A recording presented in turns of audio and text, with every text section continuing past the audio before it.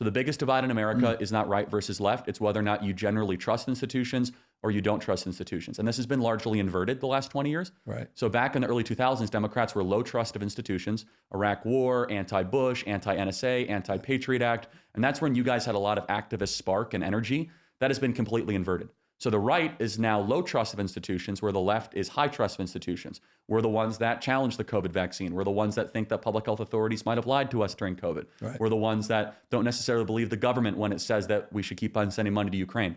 Again, that's a general rule. There are some exceptions to that. Right. But when you go to college, you are trained to trust the experts, trust the scientists, trust the people that are leaders of authority. And the Democrat Party is largely the gatekeepers of that kind of ideological and intellectual regime. It's interesting. And so from your perspective, I mean, as you advocate for people to sort of open up a worldview that is life without a 4-year degree and all the opportunities that present themselves anew in that respect, are you arguing for the disestablishment, the end of higher education? I think it's going to happen no matter what. I mean, Yeah. and in 10 years, artificial intelligence is going to change everything. Yeah. And I don't know what these 4-year degrees are actually doing to prepare these kids Right. for that. But no, as far as like, am I advocating for the end of the pursuit of learning? Of course not. That's one of my big critiques, Right. is that at a lot of these schools, they're not pursuing what is good, true, and beautiful. It's become the oppression Olympics and a weaponized complaint seminar of people sitting in the circle and finding out who's been offended the most that day. That's not doing anybody any good. No. And in fact, it creates a very weak political movement,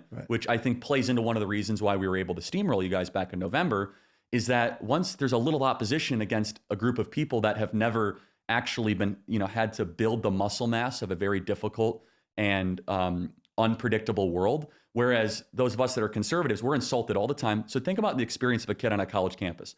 They say they're graded differently because of their views. They may or may not be right. I think they are. But they're definitely in the ideological minority, right? You wear a Trump hat on a college campus, at least until we came around. That was like a big sign of cultural rebellion. So you have two choices. You can either stop fighting for what you believe in, or you become really tough. Yeah. And you create that muscle that allows you to then carry and shoulder a heavier burden.